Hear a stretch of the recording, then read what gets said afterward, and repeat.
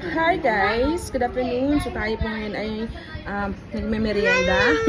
Sama ko ang aking batuta at si Mami V. So bumibili siya ng Coke Zero. So bumili po kami ng siomai, or ako lang pala. Ito yung malaking siomai ito. So tinanong ko kung ito ay homemade. Sabi daw nila ay homemade.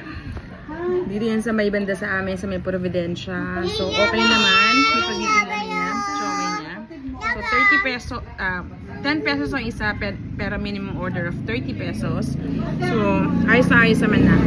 Kaya lang yung pinakabalot niya, yung iba parang naano siya. Ayan. So, yan ang aming merienda for today. Alright, so yan. Usong ngayon yung mga malalaking siomai na, no? So, kayo ba? Tumutulo na. Yan. Oh. Dandahan na. Pati asin, pati kalamansi, kaya niya po.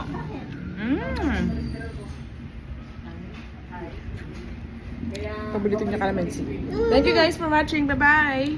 Bye-bye ka na. Bye-bye. Bye-bye. Bye everyone.